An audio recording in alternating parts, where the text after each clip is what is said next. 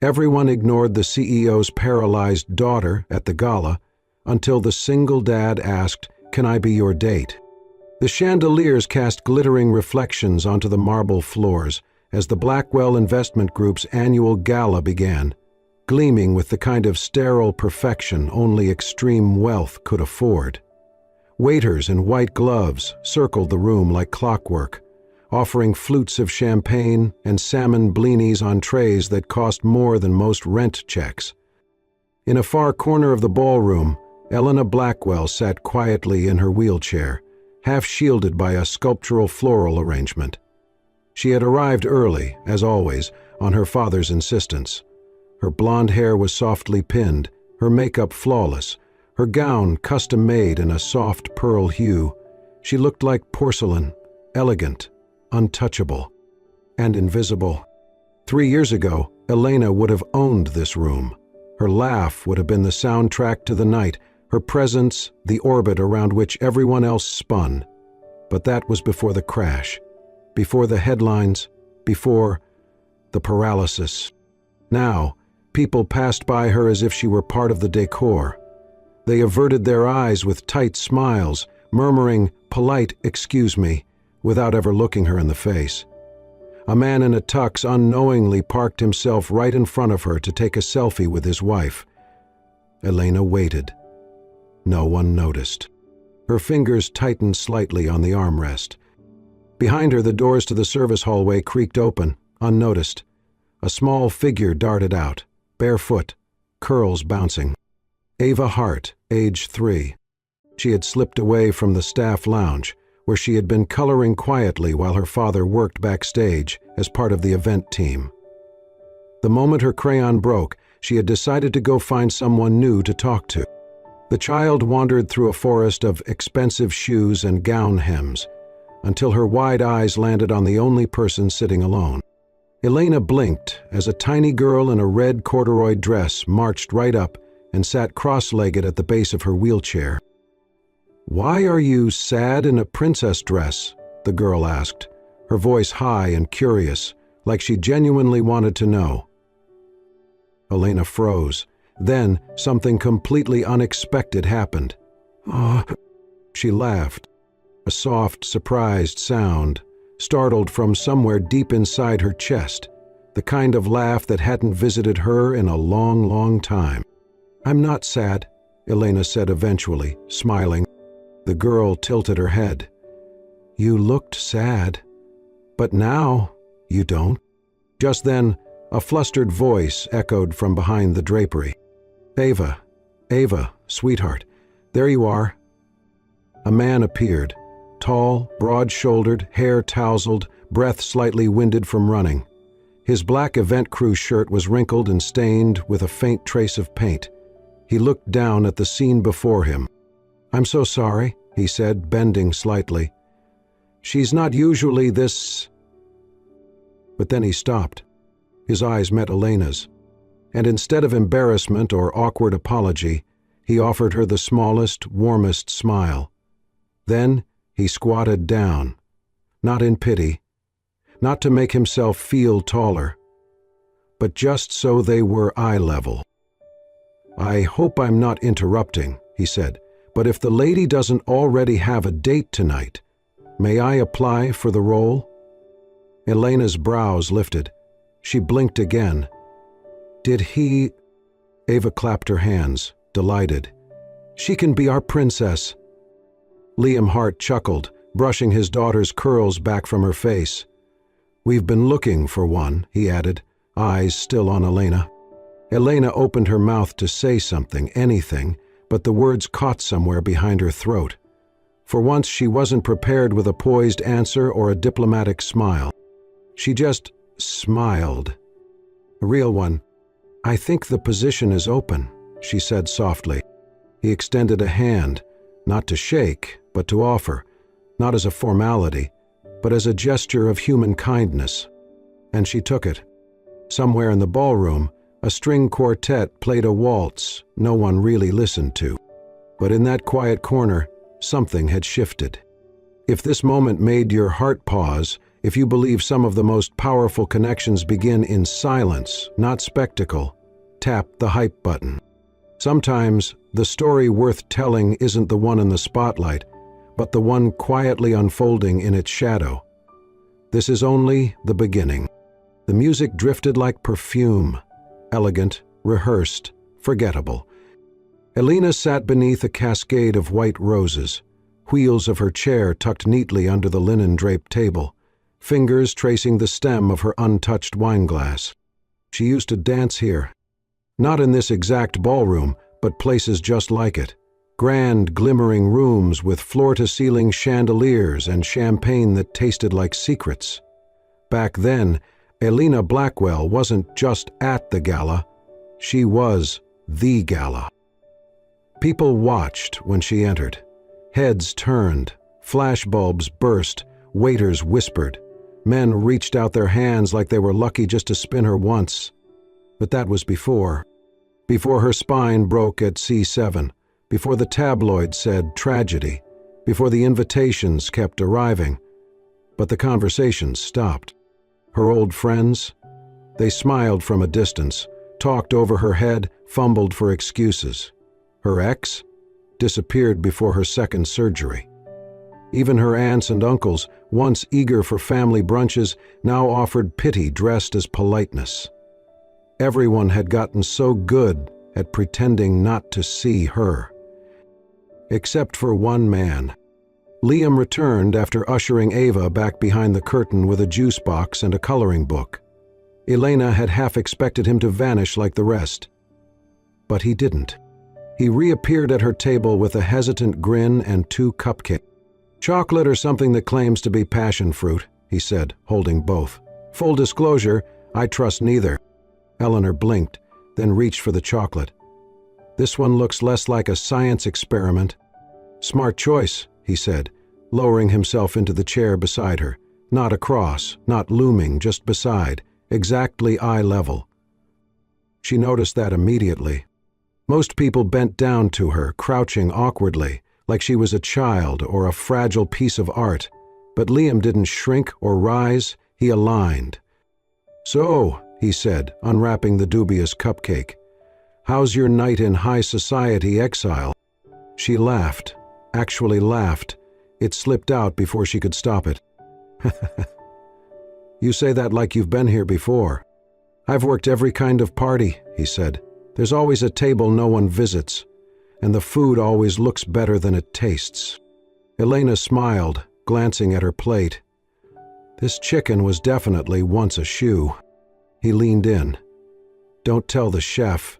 I think the garnish was $1,000 herb." They talked. Not about business or family legacy or how tragic it was that Elena Blackwell, the girl with the bright future, now had wheels instead of heels. They talked about Ava, about how she had once tried to feed a squirrel with crayons, about how she called rain sky sprinkles. "She's funny," Elena said, smiling softly. "And she really thinks I'm a princess." "She thinks Band-Aids are magic and that soup can cure heartbreak," Liam replied. "So yes, you're royalty." A moment passed. Elena looked at him. "Why are you being kind to me?" Liam didn't hesitate. "Why wouldn't I be?" She searched his face, expecting the usual discomfort. The glance at her lap, the too careful choice of words. But he just saw her. "You know," she said quietly, "most people talk to my father first. Or my chair. Or not at all." He shrugged. "I'm not most people." She looked down, fingers tapping her glass again. 3 years ago, this room stopped looking at me." Liam paused, then leaned on the table slightly. 3 years ago, this room got boring." Another laugh, less guarded this time. "I forgot what it felt like," she murmured.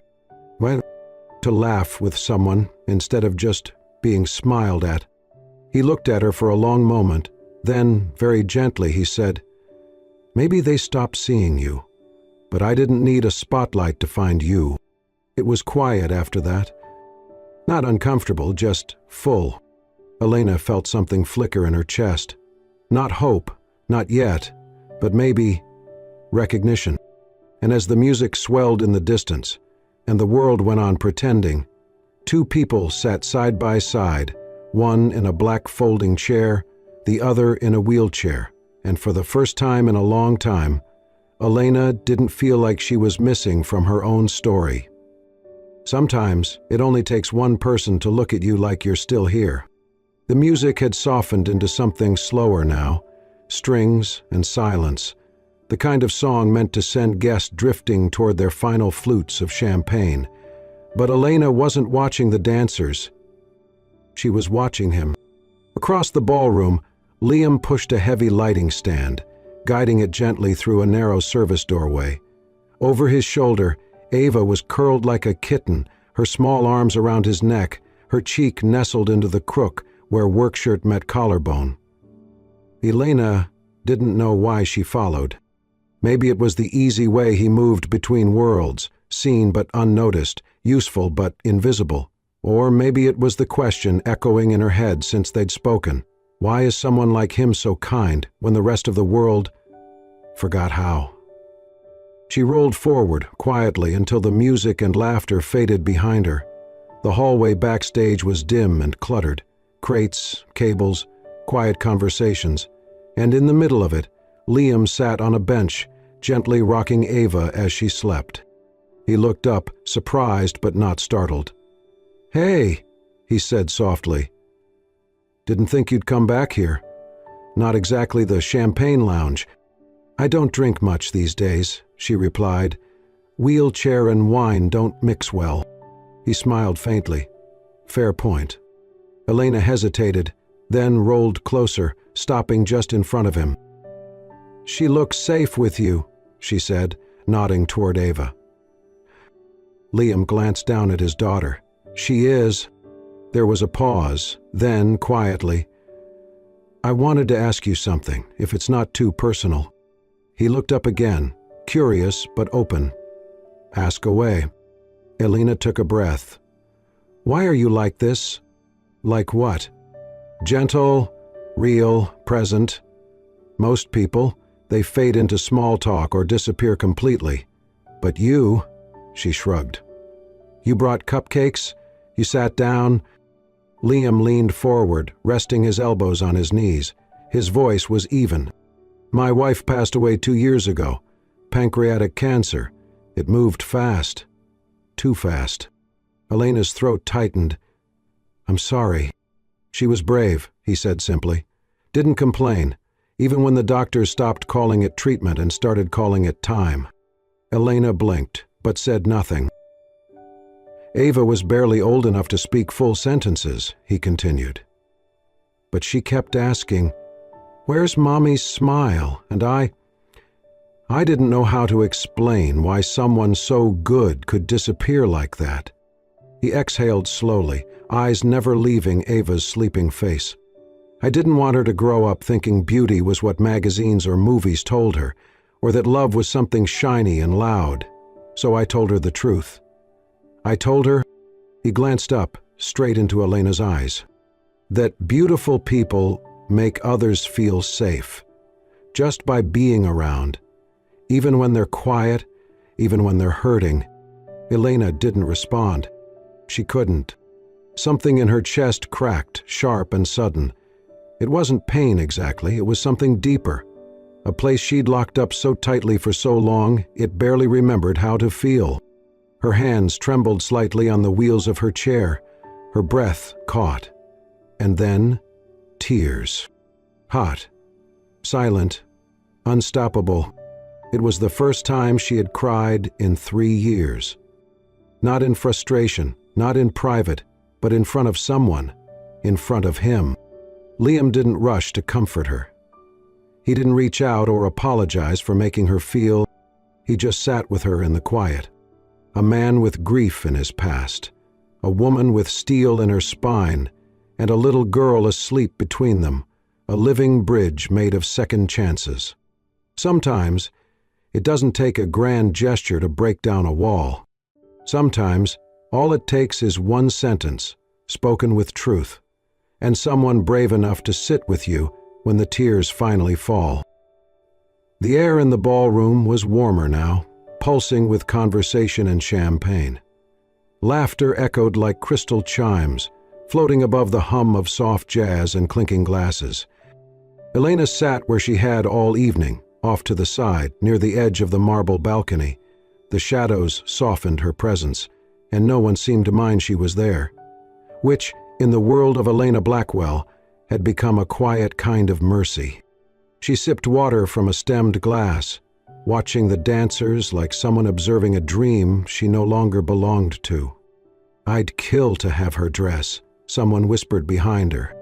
"Oh, darling," another voice replied, sharp and polished. "At least she still gets invited. Some of us wouldn't come if we were half a woman." The words sliced through the warmth like ice water. They weren't whispered low enough. Elena turned her head slightly. The woman who had spoken stood less than 3 feet away, wineglass in hand, diamond earrings catching the light. Her expression was that particular brand of smiling cruelty, sweet enough to seem civil, just sour enough to leave a scar. Elena didn't flinch, but she didn't speak either. She was used to this. It came dressed in pity, mockery, or condescension, but it always arrived eventually. And yet, before she could turn her chair away, a quiet voice interrupted. "Funny," Liam said, stepping into view, calm and unshaken. "You're fully able-bodied and still manage to be less human than a 3-year-old. The woman blinked, startled. "Excuse me?" Liam didn't raise his voice, didn't square his shoulders or posture. He simply stood, casual and steady, beside Elena's chair. "My daughter spent 5 minutes with Miss Blackwell and called her a princess," he added, looking directly at the woman. "You spent 30 seconds and called her less than whole.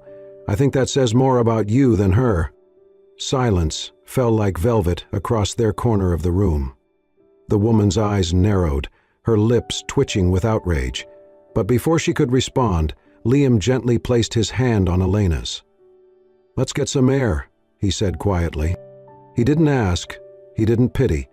He simply offered her a way out, without drama, without shame. Elena hesitated only a second before nodding. As he began to wheel her toward the terrace doors, a tiny pair of feet ran to join them. Ava had reappeared from the shadows of the staff corridor, somehow, knowing exactly where to be. Feel a touch. She slipped her small hand into Liam's free one, then reached for Elena's. Her fingers barely wrapped around 2 of Elena's, but the grip was firm. The 3 of them moved slowly through the gala, past dresses that cost more than Liam's entire month's paycheck, past men in silk ties and polished disdain, and not one of them stopped the trio. Outside, the night air was cool and scented with lavender. Fairy lights twinkled across the garden path, and distant music floated behind them, like a fading echo. They reached a stone bench near a fountain, and Liam paused, setting the brake on Elena's chair. "That was reckless," Elena said, finally breaking the silence. Her voice was low, but her eyes held something unreadable. "No," Liam replied, crouching slightly beside her. "That was honest." Their eyes met, his calm and unshaken, hers searching. She didn't know what to say, not yet. Ava broke the quiet by clambering onto Liam's lap, pointing at the stars. "That one's the sparkly one," she announced. Liam chuckled. "They're all sparkly, kiddo." "No," she said stubbornly. "That one sparkles for real." Elena tilted her head, following Ava's tiny finger. "Then I guess that one's ours." The little girl nodded solemnly, then leaned over and placed her head on Elena's arm. And in that moment, surrounded by the fading glow of wealth that had never welcomed her, and the quiet, undeniable warmth of 2 people who had, Elena realized something. Being seen, truly seen, had never required a spotlight. Oh, just someone brave enough to stand beside you in the dark. The house was silent when Elena returned. The gala dress had been hung carefully back in its protective cover, though her hair was still twisted in its soft, elegant chignon, and makeup clung faintly to her cheeks, like memories, not ready to be wiped away. She didn't turn on any lights. The moonlight spilling through the windows was enough. Her wheelchair moved slowly across the hardwood floor, the familiar creak in the right wheel echoing louder than usual. She stopped by the kitchen counter, where her housekeeper had neatly stacked the evening's unopened mail. On top was something that didn't look like a letter at all. A folded piece of thick white construction paper.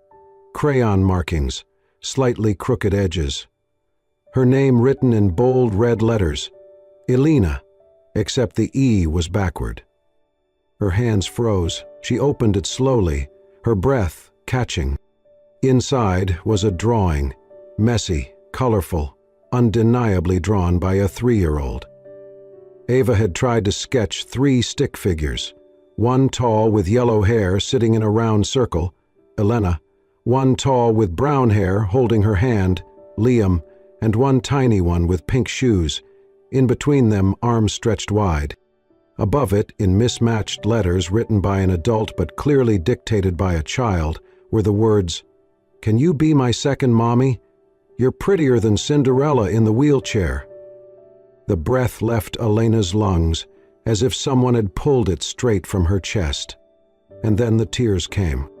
Not soft tears, not the kind that simply roll down cheeks in some quiet, poetic way. These were the kind of tears that came from a place buried under years of pretending to be fine, the kind of sobs that made her press the drawing against her chest, curl her body forward as far as she could, and just let go. She hadn't cried like this since the accident. Not when the doctors said she'd never walk again. Not when her fiancé disappeared a week after. Not when her so-called friends gradually stopped calling.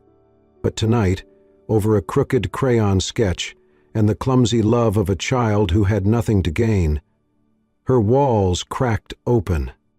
She remembered the silence of the hospital room 3 years ago, the beeping monitors, the white sheets, the dread sitting on her chest like a second spine. She remembered waking up and asking for him, and she remembered the nurse hesitating. "He left a message," the nurse said. "He sends his love." That was it. Vanished. Because it was easy to love the golden girl when she sparkled. It was easy to be proud of Elena Blackwell when she turned heads walking into a ballroom. But now, she was slower, heavier, less shiny. Or at least, that's what the world told her. And yet, one child, a 3-year-old who knew nothing about social status or perfection, looked at her and saw a princess, a better Cinderella. Elena's hand trembled as she reached for a blank sheet of paper. She didn't hesitate. She began to draw, slow, thoughtful strokes. She wasn't an artist, but she knew how to create beauty in her own way. Her fingers moved across the page with intention. A soft, sweeping gown, a pair of pink shoes, a crown made of sunflowers. At the center, a smiling little girl with wild curls and shining eyes. Next to her, a woman in a wheelchair, dignified, glowing, powerful. Above them, she wrote, "Every princess has her moment, but the real magic is who you choose to dance with." At the bottom, in delicate handwriting, "From your not yet mommy, Elena." She placed the drawing in an envelope, kissed the flap, and sealed it. Then, for the first time in a very long time, Elena looked in the mirror and didn't see the girl she had lost. She saw the woman she was becoming. Not perfect, not broken, just beautifully real. And maybe, just maybe, that was more than enough. It was a Sunday afternoon, the kind of soft golden day that asked nothing of anyone. Elena had woken up early, earlier than she had in months. She wasn't used to mornings in the kitchen or planning anything that didn't involve board meetings or physiotherapy appointments. But today she was hosting. The table had been set with her grandmother's blue and white china. One dining chair now had a small wooden booster seat, built by her assistant in a rush, but hand-painted by Elena, with pink flowers and tiny yellow suns. It was for Ava. Elena had done the cooking herself. She'd Googled kid-friendly lasagna, sliced strawberries into little hearts, and even attempted a bear-shaped pancake. The pancake failed horribly and was now face down in the trash, looking like a crime scene. But when the doorbell rang and she heard that tiny voice call out, "Miss Sunshine, are you home?" none of it mattered. She opened the door. Right on time. Ava ran inside with the urgency only toddlers had, while Liam stepped in behind her, scanning the room like he'd just walked into a page from a home magazine. "I think this is the cleanest house I've ever been in," he said. "Wait until we start baking," Elena replied. "It'll be a disaster by dessert." And it was. An hour later, the kitchen counters were dusted in flour, and so was Ava's hair. Liam had chocolate on his sleeve, Elena had batter on her collar, and the only thing louder than the mixer was their laughter. They made cupcakes together. Ava sang a made-up song about sunshine moms and pancake dads while swirling frosting onto warm cakes. Then came story time. Ava sat snug between them on the couch, a picture book spread across their laps. But instead of reading, she made a request. "Tell me about your princess dress, the one you wore when you were sad." Elena blinked, caught off guard, but then she smiled. That dress was waiting for the right day. The day a little fairy reminded the princess she still belonged in the kingdom. Ava nodded seriously. "I'm the fairy." Liam laughed softly, resting his arm behind Elena along the couch. For the first time in years, Elena didn't feel like she was watching life through a glass wall. She was part of it, until the phone rang. Liam stepped into the hallway to take the call. Elena watched as his shoulders tensed, his voice dropped, and his hand tightened on the back of a chair. He returned looking different, like something had snapped into place, or maybe cracked. "Is everything okay?" she asked. He hesitated. "That was my event coordinator, from the gala." Her smile faded. "And? There's a photo going around, of us, you, me, and Ava. It looks like we were close." She held her breath. "They may suspend me," he said, "indefinitely." She felt the words like a punch. "Because of me. Because of how people see you," he said gently. "Or don't want to see someone like me beside someone like you." Ava was in the kitchen playing with cookie cutters, blissfully unaware. "I'll call my father. I can fix this," Elena offered. But Liam shook his head. "That's not the point." "Then what is?" He met her eyes, and his voice was calm but heavy. "Maybe we come from two different stories after all." She didn't speak. "I don't want Ava to think love is something that gets people fired," he added, "or that it only works if you're willing to disappear for it." He wasn't angry, just tired. "I never asked for this attention," he said, "but I can't pretend it doesn't cost something." "I never meant for this," she whispered. "I know, but meaning well doesn't make it harmless." She had so much to say, but nothing came out. Ava returned, holding a heart-shaped cookie. "Look, for you." Elena smiled, though something inside her ached. "It's beautiful." Later, as dusk rolled in, Liam packed Ava's things. He didn't slam the door. He didn't kiss her goodbye. He just left, quietly, respectfully. And for the first time since they met, Elena wasn't sure if he'd come back. The rain tapped softly on the windows like a quiet metronome, keeping time with the silence that had settled inside the Blackwell estate. For 7 days, Elena hadn't stepped outside. She had canceled everything: board meetings, charity events, even her physical therapy. Her staff moved carefully around her, unsure whether to offer comfort or space. She wasn't crying, but something inside her had gone silent. The light that had briefly flickered back into her life had dimmed again, and this time, she wasn't sure it would return. Then came the knock on her door. It was Margaret, the longtime housekeeper, holding a slightly damp envelope. "Miss Blackwell, this came for you, delivered by hand." Elena took it slowly. The paper was wrinkled, the edges smudged from rain and little fingers. She opened it, and froze. Inside was a crayon drawing, rough and innocent. 3 figures stood hand in hand, a little girl with pigtails in the middle, a tall man on the left, and a woman on the right, seated in a wheelchair, her yellow hair flowing like sunshine. Below the picture was a message written in adult handwriting but clearly dictated by a child. "This is my family. She's better than Band-Aids. Ava, age 3. Elena stared at the drawing until her vision blurred. Then, for the first time in over a year, tears fell. Not quiet ones, not graceful, but full, shaking sobs that came from a place buried too long. She pressed the drawing to her chest, holding it as if it might disappear. That night, as the rain deepened and the sky turned charcoal gray, Elena rolled through the empty hallways of her family's estate and stopped at the tall oak doors of her father's office. She knocked once. "Come in," came the familiar deep voice. He looked up, surprised to see her. She rarely visited this room anymore. Elena didn't wait for pleasantries. She placed the crayon drawing gently on the edge of his massive desk. Her father adjusted his glasses, frowning.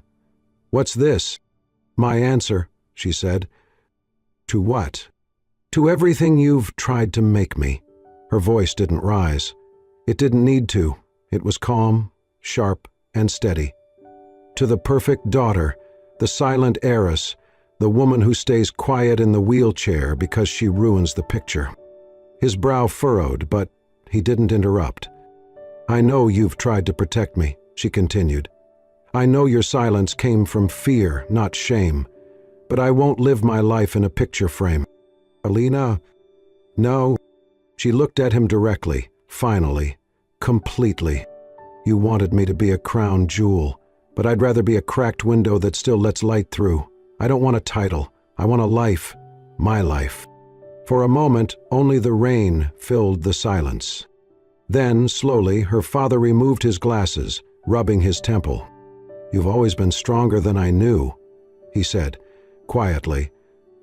"Perhaps I was the one who needed the picture." Elena gave him a faint, tired smile. Then she picked up Ava's drawing, now slightly smudged with her tears. And she left the room, not with rebellion or bitterness, just a strange, soaring sense of freedom. Later that night, Liam opened his front door to the sound of the old gate creaking. He blinked. Elena was there, soaked from the mist, her hair slightly damp, cheeks pink from the chill. In her lap was a frame. Inside it, the drawing, Ava's drawing. Framed, protected, treasured. Liam stepped forward but said nothing. Before he could speak, Ava's voice rang out behind him. "That's me," she squealed, pointing. "That's you. That's her." She clapped her hands and danced in a circle. "Now it's real." Elena laughed softly, wiping a drop of rain from her cheek. She lowered herself a little, so she was at Ava's level. "Thank you," she whispered, voice catching, "for not forgetting me." Ava hugged her without hesitation. Liam stood frozen, overwhelmed. When he finally spoke, his voice was barely above a whisper. "She never forgot." He looked at Elena. "Neither did I." The garden behind the Blackwell estate had never looked more alive. Fairy lights wove through the trees, soft music drifted from a quiet quartet, and wildflowers filled the air with their gentle scent. But there were no cameras, no media, no speeches, just a small circle of people who mattered. It was the annual gala, but not like before. This time, Elena Blackwell didn't arrive under the spotlight. She arrived as a bride. Her gown, designed by herself, flowed elegantly from her lap, parting gently around the frame of her wheelchair. There were no heels. She didn't need them. She wasn't radiant because of diamonds or designer labels. She was radiant because she had chosen this moment, and it had chosen her back. At the altar, Liam stood still, his hand steady but his breath shallow. He adjusted his tie once, twice, then stepped away. Elena saw him leave the arch. She wheeled after him, intercepting him quietly. "Liam." He turned, eyes heavy. "I don't know if I can give you the life you deserve. Not the stage, not the title, not the world you came from." She reached out, took his hand, and said, "I don't need a world. I need your eyes. When you look at me like I'm the only thing still glowing." That was all it took. He came back.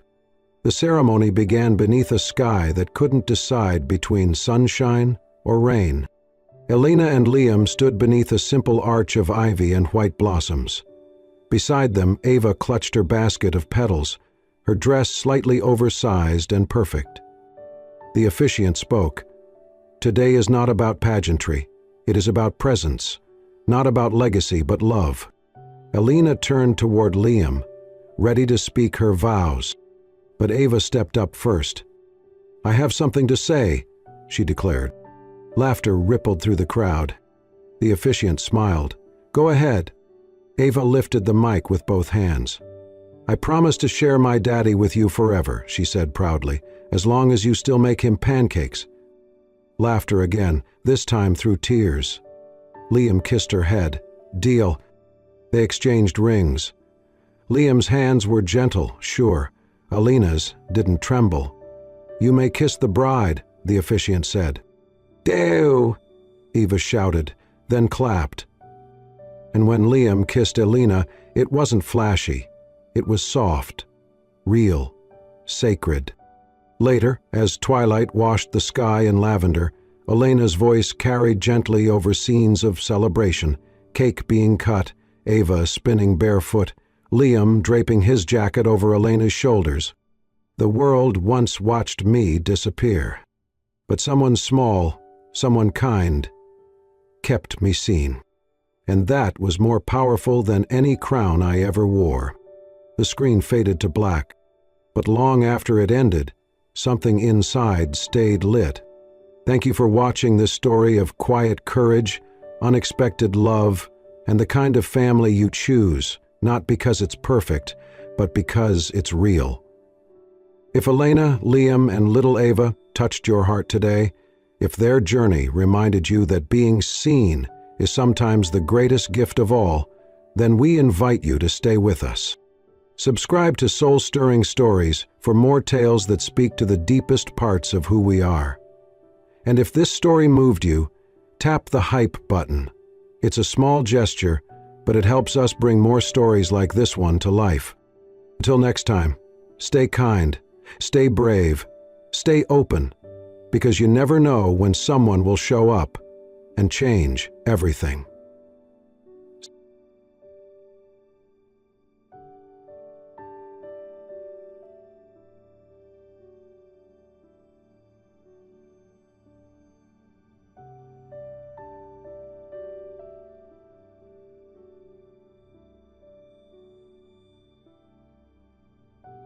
The millionaire father returned from his business trip, and he froze in shock when he witnessed the scene before him. His little daughter, dressed in a filthy, tattered pink dress, was holding her 8-month-old baby brother in both arms. Her voice broke with sobs as she pleaded, "Please don't hurt me and my brother anymore." From that very moment, every secret hidden inside the house began to unfold. Samuel Walker sat in his cold office. At 43, he owned and worked from the top floor of Central Park Tower in New York, one of the most luxurious buildings at the heart of the city. On his desk rested a gold-plated pen and a thick stack of files. He signed each page like a machine, the crystal chandelier light glinting off the Rolex on his wrist. The tailored suit fit perfectly across his broad shoulders. The Italian leather shoes gleamed beneath the desk. Everything around him spoke of wealth, success, and power, the very things any American man might dream of. But inside, his heart was hollow. Samuel had once known a happy family. Sarah, his first wife, had been the light of his life. Emily, their first daughter, used to run around the yard with her soft brown hair bouncing in the wind. And now there was Michael, the baby boy only 8 months old, born in the middle of loss. The day Sarah left this world because of hemorrhaging after childbirth, Samuel felt as though his life had been drained away. 8 months had passed, and he had not once sat down to play with Emily, nor had he held Michael in his arms. He buried himself in business trips, paperwork, and numbers, as if running away from memory. During that time, Veronica, his second wife, appeared like an angel. Once Sarah's close friend, she had stepped into the house with a gentle presence, soothing everything broken with her sweet, radiant smile. To Samuel, she was the devoted woman he needed. If Sarah had been light, then Veronica was the salvation of his life. She held both children as if they were her own, caring for them with the tenderness of a model mother. Seeing that, Samuel felt reassured. He thought, at least the children have a woman at home. That is better than growing up with only a cold father. He was always grateful that she carried the burden he had abandoned. Today, after a month away on business, Samuel closed the last file. He stood, catching his reflection in the tall mirror on the wall, his face stern, his eyes weary. Suddenly, a thought crossed his mind. He wanted to go home early without telling anyone. He wanted to bring a small surprise. Maybe Emily would run into his arms. Maybe Michael would smile when he held him close. The thought softened him for the first time in months. Samuel took his coat and walked out quickly before his secretary could ask another question. The luxury car sped along the road leading back to his suburban estate. That house had once been filled with laughter, once warm with life. Now it was a place Samuel rarely touched, stopping only between trips. Today felt different. He wanted to see his family. The iron gates opened and Samuel stepped into the grand hall. Everything was unusually still. The golden glow of the chandelier fell across the marble floor. He set his briefcase down on the table and removed his coat. Then, from somewhere deeper in the house, he heard the faint sound of a child's sobs. Michael. The sound pierced the silence. Samuel froze. Amid the weak cries, another trembling voice followed, small and broken. "Please, don't hurt me and my brother anymore." Samuel's body stiffened. It was Emily. His daughter's voice, choking, pleading. His whole body tensed, his heart seeming to stop. He moved forward slowly, following the hallway, and stopped just out of sight behind the frame of the doorway leading into the living room. The scene before him made it hard to breathe. Emily, 6 years old, her brown hair tangled, her pink dress stained with dirt, sat huddled on the floor, her small arms wrapped tightly around Michael. The baby's face was red, his cries relentless, his tiny hands reaching out and clinging to his sister. Emily bowed her head, her shoulders trembling. Standing across from them was Veronica. She wore a tight red dress, her blonde hair styled perfectly, her face heavily made up. But her voice was nothing like the sweetness she showed Samuel. It was sharp, each word cutting like glass. "Shut up. How many times have I told you, do not bother me? If you don't listen, I will throw both of you out on the street again." Samuel rushed forward, placing himself between Veronica and the children. "Stop."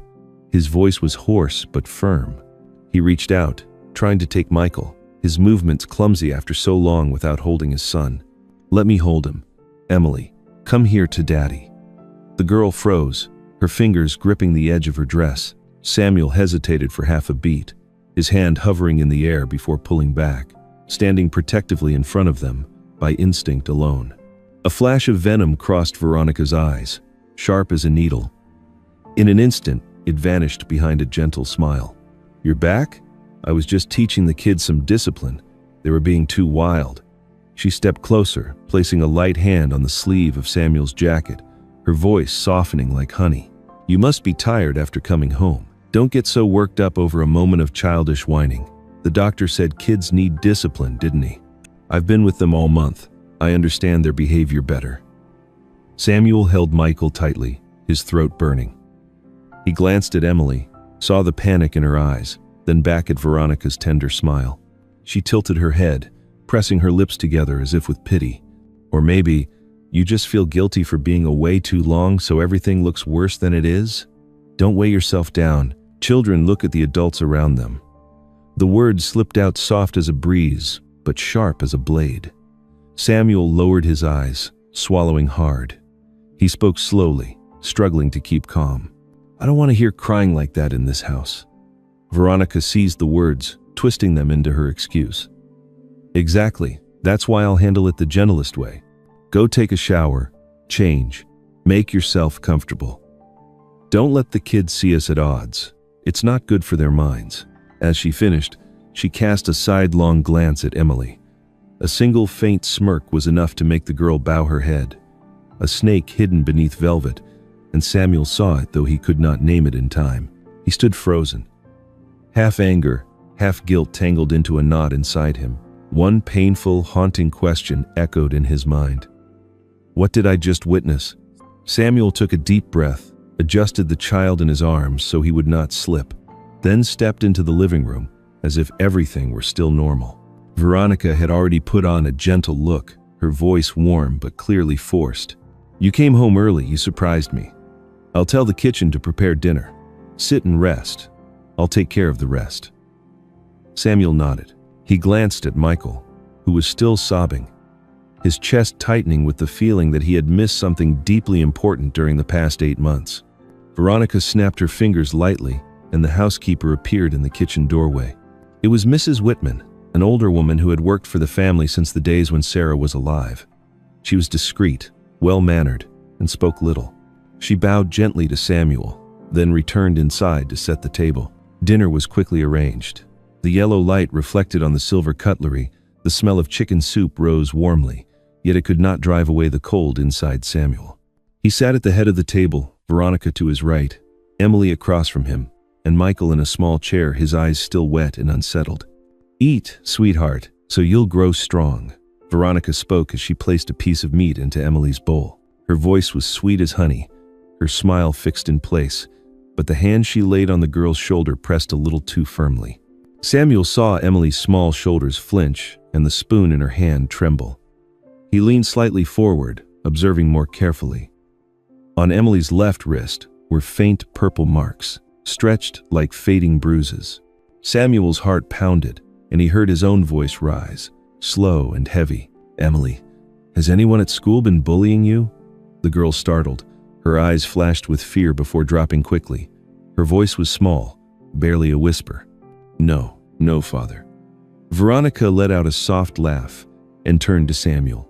"Children bump into each other when they play. I keep reminding her to be careful." Samuel stayed silent, twirling the spoon in his hand. A wave of guilt ran down his spine, knowing that for months he had not been here to notice these little things. Suddenly, Michael kicked his legs, his lips curved downward, and a wail burst out into a long cry. Veronica stood, walked around to pick him up, her hands sliding under his arms but gripping too tightly. The movement was quick but without tenderness, and Michael screamed louder, his face flushed red. "Give him to me." Samuel quickly stood, extending his arms, his voice hoarse and urgent. Veronica glanced at him briefly, then handed the boy over. Samuel awkwardly caught him, his arms stiff like wood after so long without holding his son. Emily lifted her head, her eyes filled with both surprise and hope. Samuel adjusted his hold, bringing the boy closer, rocking him gently. Michael kept crying, but his sobs grew less sharp, and Samuel's own breath slowed with each steady pat on the boy's back. "You're safe now. Daddy's here," Samuel whispered. The words left his mouth, and he suddenly realized how long it had been since he last said something like that. Dinner dragged on slowly. Veronica kept starting conversations to fill the silence, bringing up a new investment portfolio, asking Samuel about his business trip, sometimes turning to Emily with a half-hearted question, as if to prove she cared. Mrs. Whitman stood quietly in the corner of the room, her hands clasped together. She did not interrupt once, but when Samuel caught her gaze, he saw in her eyes an unease she could not hide. He was about to call her over, but Veronica had already offered dessert, leaving his question caught in his chest. When the meal ended, Samuel set his napkin on the table and spoke calmly. "I'm going upstairs to change and look over some documents. Emily, make sure you brush your teeth after you finish eating." "Yes, Dad." Emily's reply was faint, her eyes flickering quickly before dimming again. Samuel pushed back his chair, lifted Michael, and handed the boy to Veronica. This time, he noticed her hand more closely, her thumb pressing into the child's side with a practiced reflex. Samuel pressed his lips together and said nothing. He turned away and walked toward the stairs. the wooden steps creaking softly under his feet. At the fourth step, he froze. He had heard the faint clinking of glasses, the scrape of a chair, and then Veronica's voice dropped low, sharp as a blade slicing through silk. "Listen carefully. Remember what I say. If you dare open your mouth to your father, I will throw you and your brother out on the street. I swear it." There was a pause, followed by the sound of quick, shallow breathing, surely Emily's, and then a strangled whisper. "Please, please don't. I'll stay quiet. I won't say a word." Samuel stood paralyzed, his hand gripping the banister until his knuckles turned white. His heart pounded against his ribs as if trying to break free. His mind flashed with the images he had just seen Veronica's shifting voice. Sweet one moment, venomous the next. His daughter's terrified eyes, the bruises on her thin wrists. Michael's cries in arms that were not his own.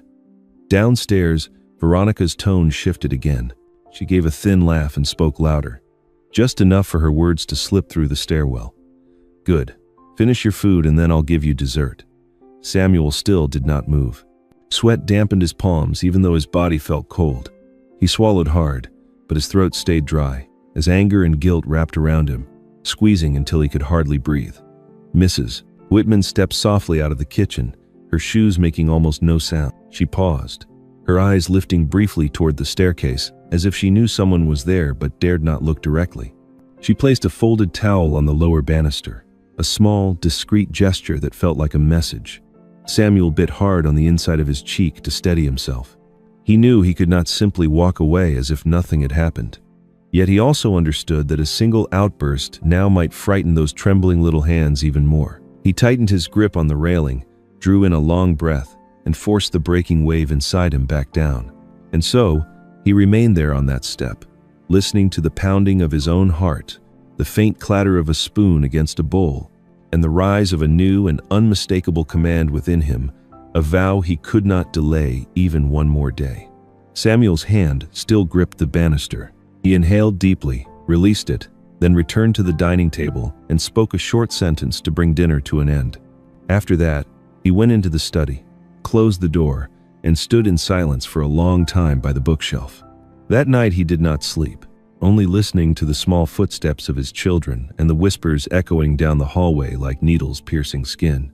When the sky turned pale, he washed his face with cold water, adjusted his collar, and walked straight to the kitchen. Mrs. Whitman was placing dishes onto the wooden shelf. She was the elderly housekeeper who had lived in this home since the time Sarah was a young bride. She was quiet, meticulous, and always kept the proper boundaries. Hearing Samuel's steps, she froze, her thin, dry hands still holding the cloth. "How were the children while I was away?" Samuel asked. His voice was steady, but his eyes could not hide the exhaustion.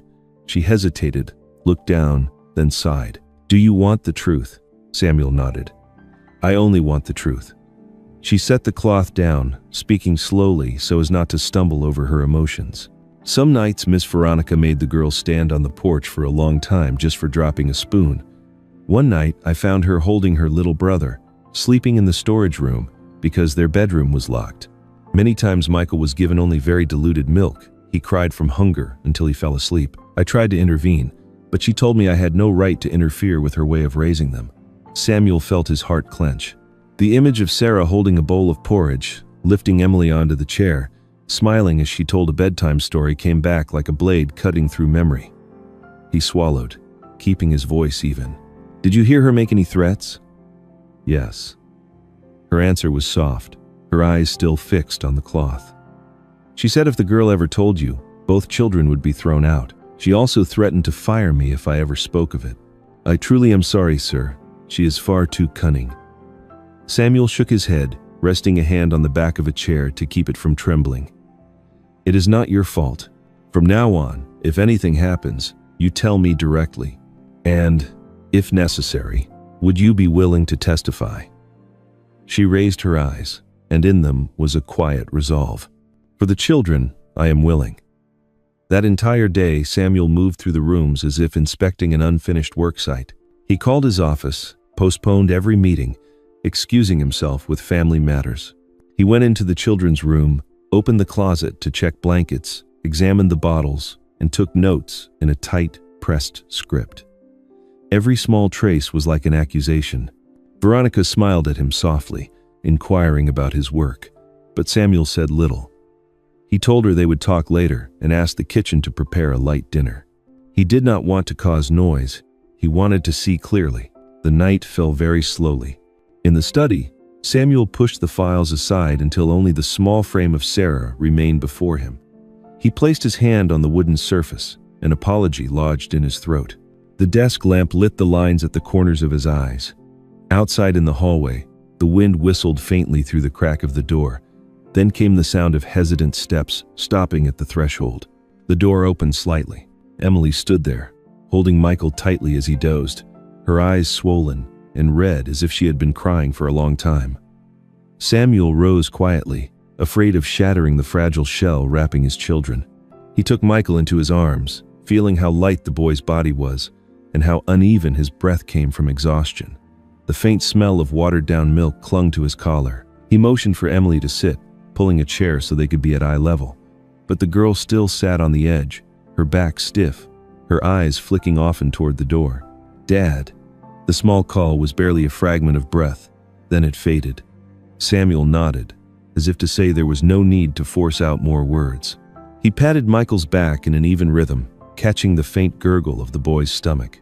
Emily pulled her sleeve down to cover her wrist, her fingertips brushing the frayed hem of her dress, her legs drawing up at times when a distant sound stirred in the hallway. The air in the room was thick with pauses, as if every sentence wanted to rise, but then retreated again. Samuel handed her a cup of warm water. Emily received it with both hands, sipped a tiny swallow, her eyes still fixed on the outline of the doorframe as though expecting someone to walk in.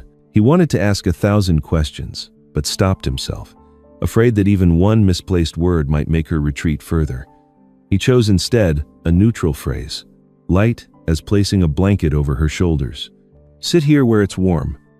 The girl nodded, let out a short breath, then lowered her eyes. As her sleeve slipped back, a purple mark surfaced for a moment, and then vanished like a fish diving into dark water. Samuel saw it but pretended not to, his chest tightening with partial understanding and with the weight of not yet having enough proof to name the rest. Michael drifted into drowsy sleep, his small hand clinging to Samuel's collar as though it were the last anchor he had. Samuel stayed perfectly still, afraid that even the smallest movement might wake the fragile fears trying to lie quiet. "It's safe here." His voice was just above a whisper, its warmth carrying more than the words themselves. Emily gave a faint nod, her lips quivering as though she meant to speak, but then she fell silent. Outside, the wind slipped through the crack of the door in a thin line, rattling the key hook. The girl flinched, her hand curling back in a reflex born of long practice. Samuel reached out, intending to rest a light touch on her wrist as reassurance. Emily recoiled slightly, her chair creaking the softest sound. He froze instantly, his hand suspended in the air, then withdrew it as though from a flame. The silence thickened with another layer. Inside his chest, a question broke loose. When did the distance between father and daughter become this wide? My own child. Is she afraid of even my hand? Samuel stood still for a long time after Emily pulled her hand away. He drew in a deep breath, placed Michael back in the crib, and pulled the blanket over him. Emily sat curled up on the chair, hugging her knees, her eyes still swollen. Samuel bent down, speaking slowly so she could hear him clearly. "Sleep here tonight. I'll be right next to you." Emily nodded, her hands clasped tightly together. Samuel dimmed the light, closed the door to his study, and walked into the empty hallway. The silence of the night seemed to swallow every breath. He could not sleep. Images of Sarah and her warm smile rose again and again out of the darkness. He opened the door to his late wife's old room. A faint fragrance still lingered on the shawl that hung behind the door. Samuel opened the wardrobe and pulled out the small drawer where Sarah used to keep Emily's cards. A thin envelope slipped off the edge of the drawer, caught against the wooden rim. On the front was the handwriting he knew so well. To Samuel. He froze. His hand trembled as he opened the letter. The slanted handwriting seemed like Sarah's voice speaking to him. "If I am no longer here, please protect Emily and Michael. Do not place your trust too quickly in anyone. Believe in your child's eyes.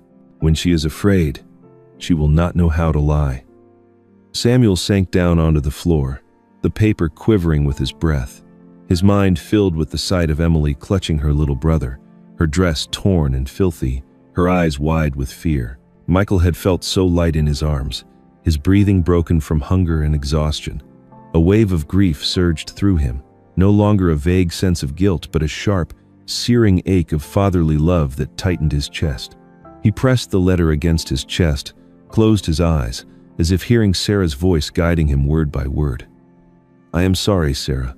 From now on I will protect our children." He opened his eyes, stood, folded the letter carefully, and tucked it into the inside pocket of his jacket as though sealing a vow. His hand brushed the picture frame on the shelf. From that moment, the decision became simple. He would return to being a father in the truest sense. He held the letter against his chest for a long time, until the hallway light flickered faintly with the wind. When he finally rose, his back ached, but inside him a cord had tightened, pulling him straight forward. The next morning, Samuel woke early. He brewed coffee, listening to Mrs. Whitman's footsteps in the kitchen, the faint clink of a spoon. Veronica appeared soon after, neatly dressed, smiling, as usual. "Did you sleep well? Today I'll take Emily to her music class. Let's have an early dinner tonight." Samuel gave a restrained smile. "I have things to do at home. You keep to your schedule." He said nothing more. All day he remained calm, as if smoothing the last crease on a suit, yet his eyes never left Veronica's movements. By mid-afternoon she received a call, lowering her voice. "All right, 10 minutes, in the back garden." Samuel stood on the porch, a coffee cup in hand. He changed course, circling along the stone path, and stopped behind the row of poplars. The back lawn was still, without wind. A stranger entered through the side gate, a man in his 30s, wearing a dark coat, a thin bag slung over his shoulder. Veronica approached him, her smile no longer the gentle one she wore inside the house. "Right on time, Caleb." The man shook her hand quickly. "I only have 10 minutes. Are you sure about the authorization?" Veronica lowered her voice. "It's a large sum. I want to bring it in early. The trust is under Walker's name. If the signature is transferred, I'll gain control." Caleb glanced around, then pulled out a thin stack of papers. "I need more proof you have the right. The marriage certificate is there, but the proxy signature for the family fund is still missing. Walker isn't a fool." Veronica gave a cold smile. "Don't worry, he's busy playing the perfect father. As for the rest, I'll get it another way." Caleb folded the papers. "No more than 2 weeks. After that, the plan will be harder." "Thank you." Veronica touched his hand with a familiar gesture. "Keep it quiet for me." Samuel stood behind the trees, his heart pounding heavily. He had heard enough to understand where the blade was pointing. It wasn't just the shouting in the kitchen, not just the threats on the stairs. This was a step across another line. Caleb left through the side gate. Veronica lingered a moment, adjusted her hair, then walked back into the house with a calm face. Samuel still didn't move. He opened his phone, the black screen reflecting his own face. 3 tasks lined up in his mind, as straight as ruled lines. Protect the children, preserve the evidence, and call an old friend who knew the law. He went back inside, passing through the living room. Emily was stacking wooden blocks for Michael, glancing now and then toward the kitchen. Her eyes flicked toward him, still carrying some caution, but there was also a small glimmer. Samuel paused for a second, laying his hand gently on his daughter's shoulder. "You're here with me," Emily nodded, her lips forming a faint word. "Yes." Samuel kept walking, his hand gripping Sarah's letter inside his jacket pocket. His heartbeat surged not from fear, but from a late awakening turning into action. He knew what he would have to face, and he understood something else, chilling in its simplicity. She isn't only mistreating my children, she is plotting for the inheritance too. Samuel tightened his grip on the letter in his pocket and walked straight toward the living room. He stopped beside the play rug, bent down to pick up a wooden block that had rolled away, and placed it in Emily's hand. His voice lowered to reassure her. "You stay here with Daddy." Emily gave a slight nod, her eyes darting toward the kitchen, as if to check whether anyone was listening. That night, Samuel stayed in the living room longer than usual. He sat beside them, opened a children's book that Sarah used to read to Emily years ago, and read slowly, letting each word linger. His other hand tapped a steady rhythm on Michael's back until the boy's breathing became calm and even. Every time footsteps passed by, Emily stiffened, her little hand clutching at the hem of her dress, her gaze shifting to the window as if searching for an escape. Seeing this, Samuel whispered, "It's all right. Daddy is here." Veronica passed by once. She smiled faintly and asked as though in passing, "It's late. Let me take the children to their room. They have school tomorrow." Samuel looked up, his tone deliberately calm. "I'll do it." Veronica shrugged and turned away, leaving behind a trace of perfume that could not mask the unease beneath her polished manner. Mrs. Whitman came carrying a warm glass of milk. She placed it on the table by the chair, her eyes glancing at the door before meeting Samuel's, as if to remind him not to let the children out of his sight. Samuel thanked her, urged Emily to take a few sips, then placed Michael in the portable crib, pulling it close beside his chair. He finished the page of the story in a steady, low voice. When the clock struck late, Samuel carried Michael and guided Emily toward the children's bedroom. The door stood ajar, the room tidy but cold. He straightened the blankets, laid the boy in the crib, pulled a small chair close for Emily to sit beside the bed, and spoke slowly. "Daddy is right here. Go to sleep." Emily nodded, but before closing her eyes, she still glanced outside as if waiting for some sound. Samuel dimmed the hallway light, stood at the doorway a while longer, then returned to his study, deciding to move his chair closer to the door so that with one glance he could still see the faint light spilling from the children's room. Near midnight, Samuel lifted his head from the stack of papers when he heard a faint metallic clink at the end of the hallway. He rose quickly, following the sound, his heartbeat racing before he could steady himself. Someone had turned off the hallway light, leaving the space blurred in shadow. Samuel flicked the switch, and the sudden brightness made him squint. In front of the children's room, Emily was sitting hunched on the floor, clutching Michael tightly, the baby hastily wrapped in a thin blanket. Her eyes were red, her cheek pressed against her brother's forehead to keep him warm. The lock on the outside of the door clicked just as it released, and Samuel understood at once. "Who left you out here?" Samuel asked, his voice hoarse with anger, though he managed to restrain it. She locked the room," Emily whispered, each word catching in her throat as her arms tightened protectively around her brother. Samuel knelt, gathered them both, holding Michael firmly against his chest while lifting Emily up with his other arm. "Come with Daddy." He carried the children back to his room, pushed the door until it met the frame, and locked it softly, moving slowly so as not to startle them. Samuel laid Michael in the middle of the bed, propped soft pillows around him, and pulled the blanket to his chest. He slid a chair close for Emily beside the edge of the bed, then poured the rest of the warm milk into a small cup. "Drink a little before you sleep. You're tired already." Emily clutched the cup with both hands, her lips pressed tight to hold back a sob, her eyes fixed on her father's mouth as if waiting for a clear promise. Samuel sat down on the edge of the bed, his hand resting on the blanket covering his daughter's legs. He did not touch her skin for fear she might flinch, but he left the warmth of his hand there like an invisible thread connecting them. "I'm here. Tonight you'll sleep in my room." In the softened glow of the night lamp, Emily looked up, her gaze lingering on the face of the man who had only appeared in brief flashes over the past 8 months between work trips. Her voice trembled, breaking at the end of the sentence. "Dad, are you going to abandon us like my stepmother said?" Samuel froze, his breath caught in his chest. Words, so natural before, now vanished. For a long moment, he could only pull the little girl closer and hold her against him. His chin rested on the crown of her head, the familiar scent of milk and child sweat burning his eyes. He did not know how to answer without sounding late, without sounding false. He only repeated the one thing he could be certain of. "I'm here." Emily gave the faintest nod, her small hand gripping the hem of his shirt like holding onto a piece of driftwood. Michael stirred, let out a faint murmur, and drifted back into sleep. Samuel stayed still, listening to the breaths of the two children blending together, his own heartbeat slowing and heavy, like a silent promise being signed again in the dark. From the hallway came the sound of footsteps, stopping right outside the bedroom door. Samuel tensed instinctively, his arm tightening protectively around Emily's shoulders. Through the crack in the door came Veronica's voice, smooth as silk yet cold as thin steel. "I think we need to talk, Samuel." Samuel gently squeezed Emily's shoulder to reassure her, then set her down on the bed and pulled the blanket up for Michael. He stood, opened the door just enough for Veronica to see him.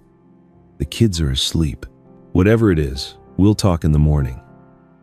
Veronica smiled, stepped back, her voice still soft. "As you wish." The door closed. Samuel sat down in the chair, pulled out his phone, and dialed a familiar number. "Richard, come by my house tomorrow evening. There's something in the portfolio we need to discuss." On the other end, the man answered briefly. "All right, 7 o'clock. Richard Coleman was a corporate attorney in his 40s, discreet and straightforward. He had been with Samuel since his earliest deals, understood how Samuel thought, and could read details most people overlooked. He wasn't only skilled with contracts, but also deeply knowledgeable about family trusts and asset protection, which was why Samuel believed Richard's presence would be far more valuable than a polite dinner. The next evening, Veronica took charge of the kitchen. She chose a white tablecloth, arranged red roses, and set gleaming silverware in place. When Richard arrived, Veronica came out to greet him with just the right smile, carrying the poise of a perfect hostess. "Such a pleasure to meet you, Mr. Coleman. Please, come in." Richard shook Samuel's hand, his gaze sweeping the room before stopping at the corner where Emily was holding Michael. He nodded to the children with a warm smile. Dinner began with soup. Veronica was attentive to every gesture in front of the guest. She placed the tenderest piece of meat into Emily's bowl, bent down to wipe a trace of milk from Michael's lip, and spoke with honeyed sweetness. "Eat up, darling, so you'll grow strong," Emily replied softly. "Yes, ma'am," then tried to lift a small spoonful. Samuel glanced over.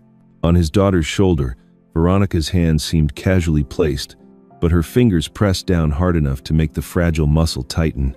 Emily's face tensed. The spoon trembled. Samuel kept his expression calm, as if he hadn't noticed, but a burning heat rose in his chest. Richard filled the silence with business talk. "I reviewed the infrastructure fund update. The allocation is leaning too heavily toward bonds."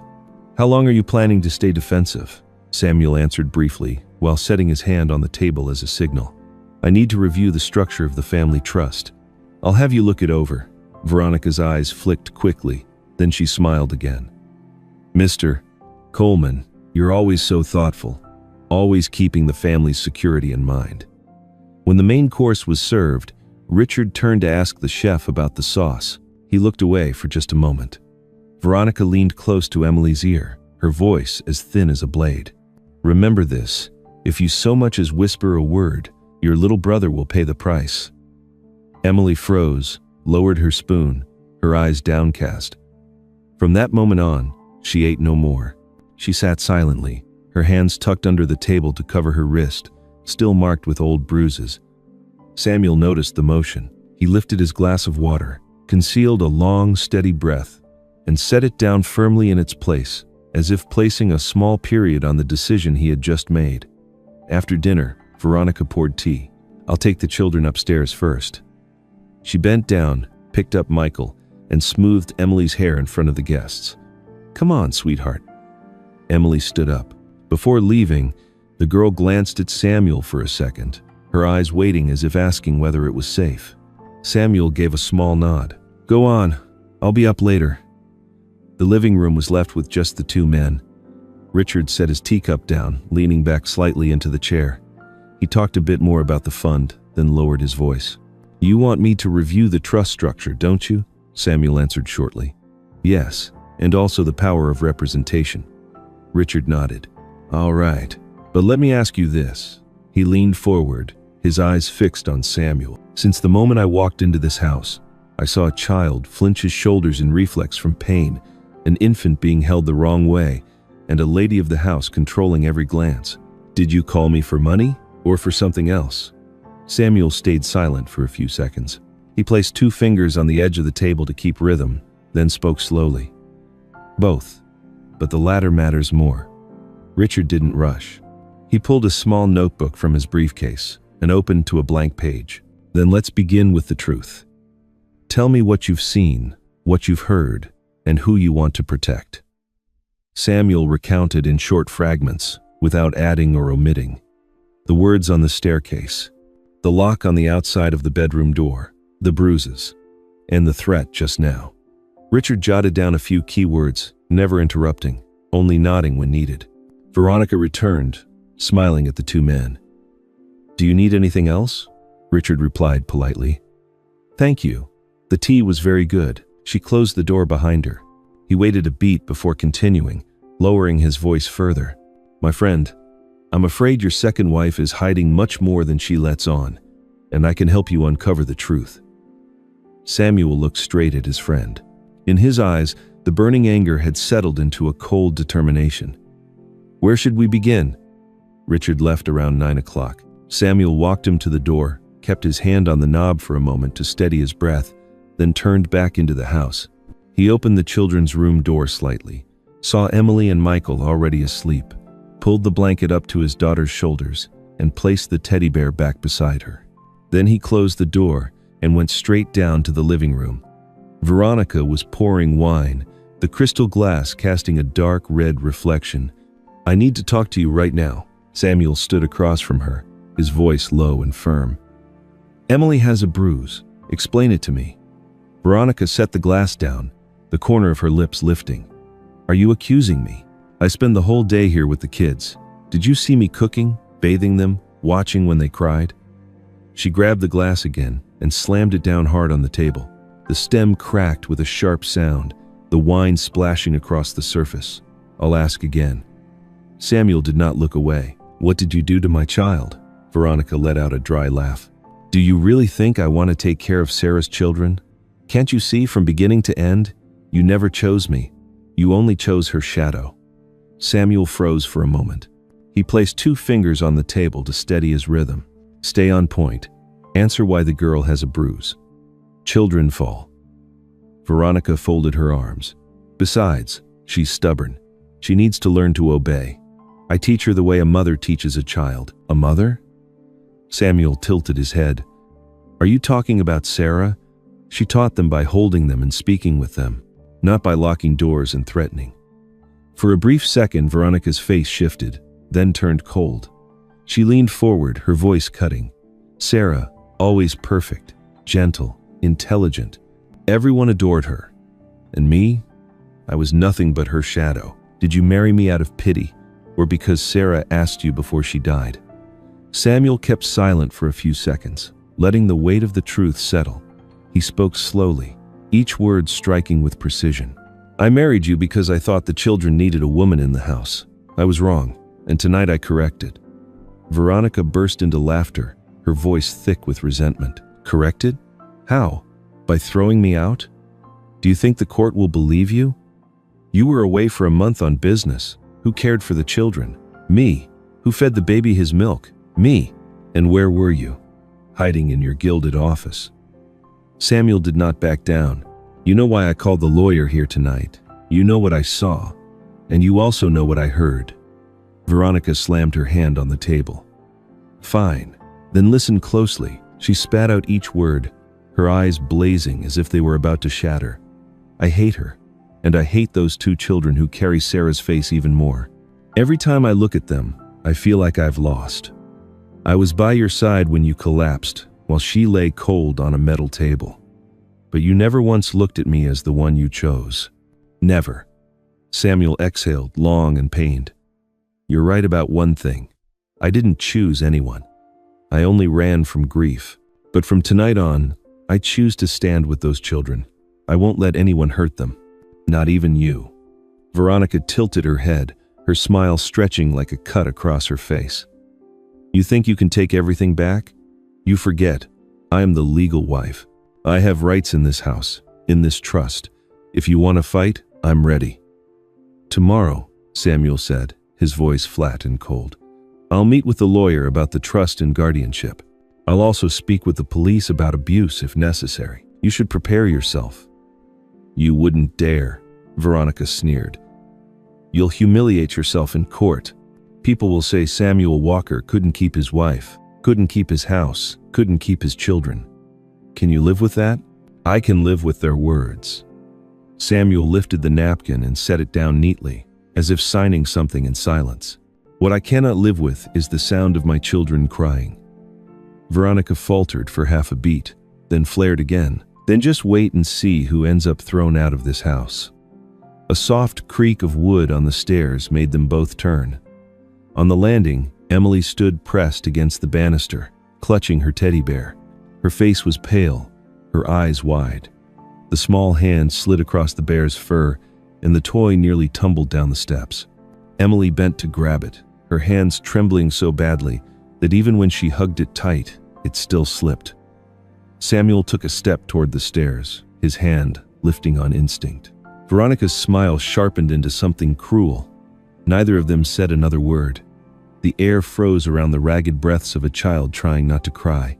Samuel managed to catch the teddy bear, placed it back into Emily's hands, and whispered for her to return to her room. He closed the door, leaned against it for a few seconds to steady his breathing, then dialed Richard's number. "We start the process tomorrow morning." On the other end, Richard gave only a short reply. "See you at Lincoln, 9 o'clock. The next morning, the family court hallway in Lincoln smelled of paper and weak coffee.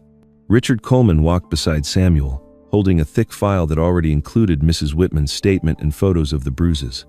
Emily clutched Samuel's hand, while Michael had been left with a court-appointed babysitter outside the courtroom.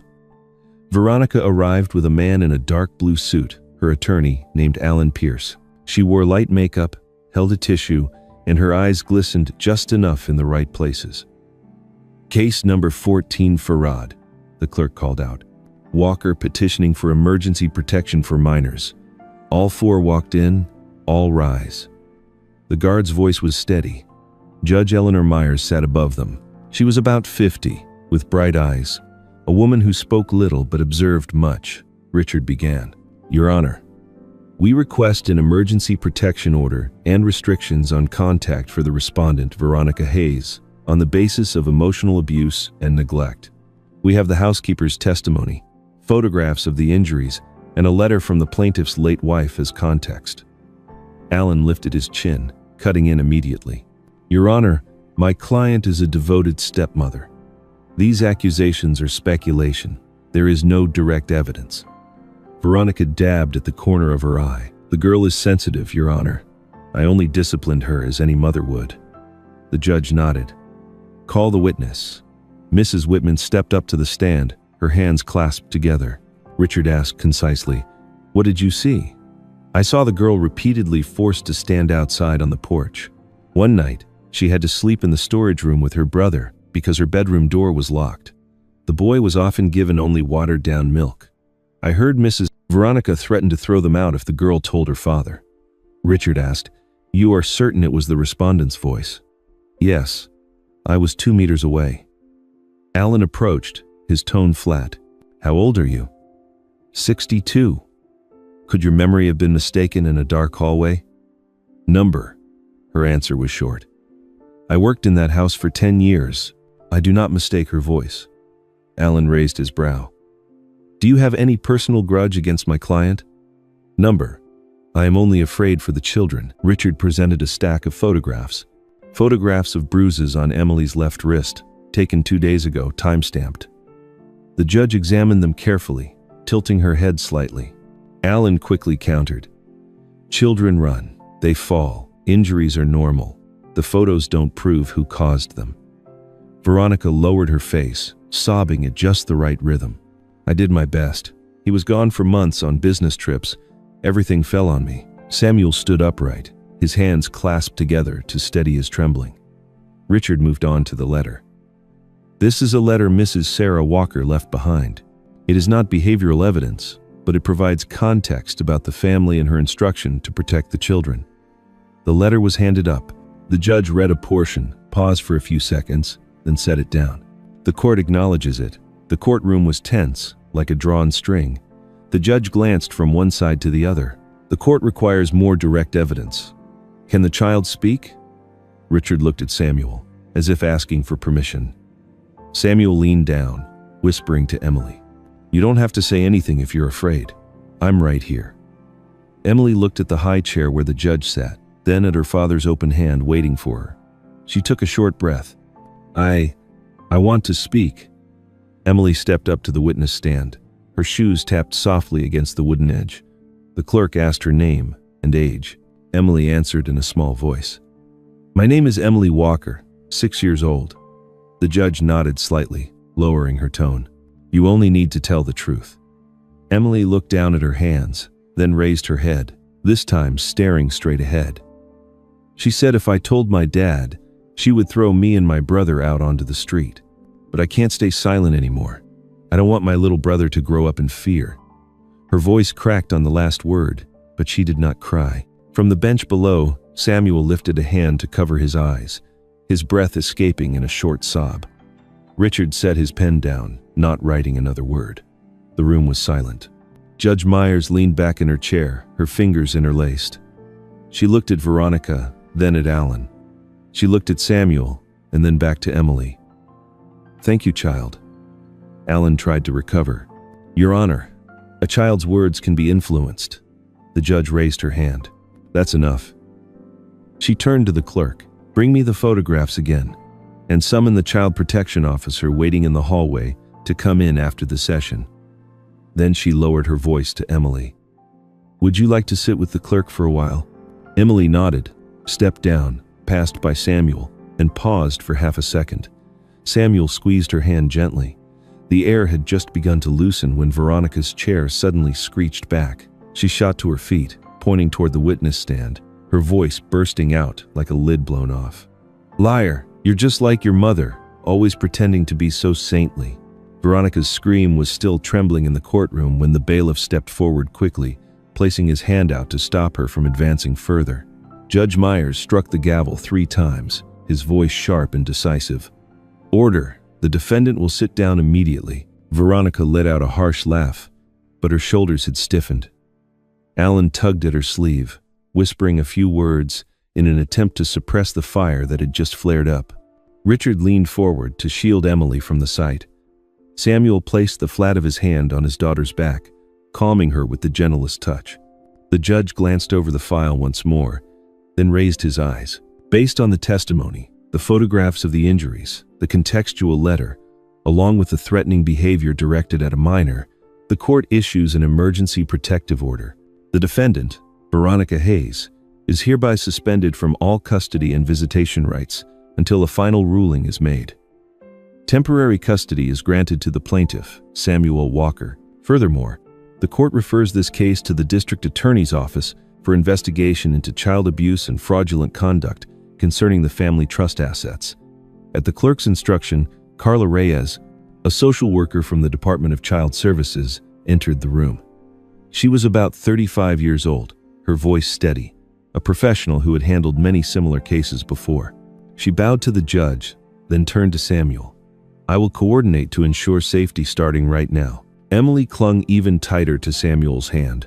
He nodded, his eyes moist. The judge paused briefly, fixing his gaze directly on Veronica.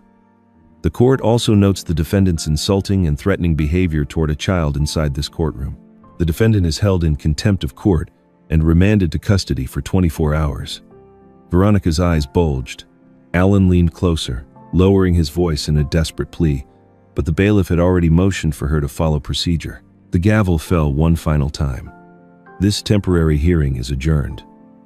Samuel bent down and held Emily tightly. The little girl buried her face against his shoulder, the stuffed bear wedged between her small arms. He wrapped another arm around Michael when Carla brought the boy closer, as if afraid that even the smallest gap might let the cold wind seep in. Tears poured down his face before he could wipe them away. Richard placed a hand on his friend's shoulder, silent. Outside the courthouse, the hallway exploded with the sound of camera shutters and urgent questions. A young reporter from the local station, Jenna Price, held out her microphone. "Mr. Walker, do you have anything you'd like to say to the public?" Richard stepped half a pace forward, raising his arm to shield them. "Make way, please. We are protecting the children's privacy." Samuel only bowed his head, pressing Emily and Michael close against his chest, carrying all 3 of them through the flood of lights as though walking through a heavy rain. Behind them, Veronica was led out through a different passage, but when she saw Samuel, she jerked violently, her voice hissing through clenched teeth. "You took everything from me. But remember this, Samuel, one day you'll pay for it. Samuel stopped for half a beat. He didn't answer. He pulled Emily closer, one hand steadying Michael's back, his head bent slightly as if shielding them beneath an invisible umbrella. The gesture itself spoke louder than any words. No one will ever touch them again. Richard leaned close to Samuel's ear and whispered, "Go home right away. I'll continue working with the prosecutor and CPS. There will be patrols around your house tonight." Carla nodded. "I'll come by to check the home environment, mostly so Emily can see that the adults are standing on her side." As they walked to the car, Jenna called out one last time, but her voice softened into a blessing. "Good luck to the three of you." Samuel turned his head and gave a small nod. Emily clutched her stuffed bear tightly, her eyes looking out the window, her breathing calmer now. Night fell quickly over the courthouse parking lot. In the back corridor, the metal door shut with a dry, sharp click. Veronica sat inside a small holding cell, the white light glaring down on a face drained pale with rage. Her hand clutched the bars so tightly her knuckles turned white. The sound of the guard's boots faded away. The room was left with nothing but her heavy breathing and the smell of cold steel. She lifted her head, staring into the darkness between the bars, whispering to herself as if swallowing the bitterness of her defeat. "Sarah, in the end, you still won. But just wait. I swear, once I'm out of this place, I won't leave your husband and children in peace." The steel door closed behind Veronica. Samuel pulled the coat around Emily and took Michael from the social worker's arms. He signed the transfer papers with Carla Reyes, listening as she gave a few reminders about home visits and the children's therapy schedule. Samuel nodded, said thank you, then carried Michael to the car, gripping Emily's hand as if the wind could sweep her away. That night he mixed the milk, told stories, and soothed the children to sleep. The next morning, he called Richard to begin the long legal process. Life carried on like that, one day after another, built on small but steady acts. 2 years later, the sky looked clearer. Emily had grown taller, her hair tied up, her hand guiding Michael as he toddled along the brick path in the backyard garden. A small wooden sign hung on the fence, painted in white letters, "Mama Sarah's Garden." Tomato plants stretched up in green rows, crowned with yellow blossoms. Emily bent down to show her brother how to rest his hand on the stem without breaking it, her voice bright with excitement. "Daddy, look at this. Michael and I are growing tomatoes for you." Samuel sat back in the wooden chair, resting his notebook on his lap. He watched the children, saw in Emily the shape of an older sister who knew she was loved and was learning how to love in return. Michael stumbled forward, his tiny shoes smeared with soil, his face lifted in a wide smile. Samuel's lips curved into a gentle grin. Deep inside, he whispered a line meant only for the one no longer there. "Sarah, I did it. I kept my promise." Carla Reyes appeared at the back gate, a folder in her hand. She was still assigned to the family's case, though now the visits were only routine. Carla smiled, waved, and said, "I brought the certificate confirming the therapy program is complete. Emily is making great progress, and Michael is developing normally." Samuel rose to his feet and shook her hand. "Thank you for everything." Carla nodded. "Thank you for staying." After Carla left, Emily ran over carrying a basket of seedlings. She dropped onto the bench beside Samuel. "Daddy, can you help me with the stakes? I didn't tie them tight enough." Samuel held the twine, showing her carefully as he explained. "Wrap it like this, snug enough to hold but loose enough for the plant to breathe." Michael lingered nearby, every so often pressing a stone into his father's hand as though it were a gift. Samuel slipped each one into his pocket, not missing a single piece. A while later, Emily set the basket down and leaned her head against her father's shoulder. The scent of sun and soil clung to her hair, the truest perfume he had ever known. Samuel remembered the first hearing, when those small shoulders trembled with fear. Now they were steady. He asked softly, "How is school?" Emily smiled. "Rosie asked me to be team leader. I told her about the garden, and she loved the story." Samuel nodded. "Tonight I'll make pasta with the first ripe tomatoes. You'll be my sous chef." Emily laughed. "Yes, Daddy." The back door opened, and Mrs. Whitman carried out a plate of butter cookies. the aroma clear in the air. She set it down on the small table, her eyes wrinkling with joy as she looked at the two children. "Have some milk, kids."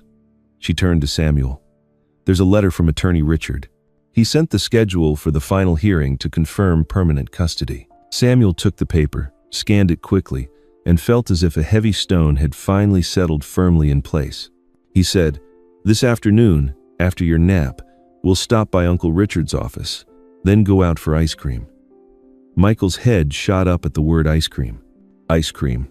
Samuel lifted him into his arms, pretending to think. "What flavor will it be?" Michael laughed loudly. "Strawberry," Emily chimed in. "I'll choose vanilla for you, Dad, because you said vanilla goes best with Mrs. Whitman's cookies." Samuel looked at the housekeeper, and the three of them burst out laughing. That afternoon, they stopped by Richard's office. The man shook each of their hands, patted Michael's head, and handed Emily a star-shaped paperclip. "It's done," he said simply. "The rest is just living well." On the way back, Emily held the clip like a treasure, occasionally lifting it to the window so the sunlight could shine through. When they returned to the garden, the day was already fading. Samuel washed his hands and went into the kitchen. Emily stood beside him rinsing tomatoes, while Michael counted strands of pasta by laying them one by one on the table like pieces of a railroad track. Samuel lit the stove, stirred garlic in the pan, and every so often glanced at his children, seeing in that picture a steady rhythm of life he once thought he could never reach again. When dinner was ready, Emily clasped her hands behind her back, cleared her throat like a tiny announcer, and said, "Ladies and gentlemen, the chef proudly presents Walker family pasta with tomato sauce from Mom Sarah's garden." Michael clapped. Samuel laughed heartily. "I invite our two distinguished guests to enjoy the meal."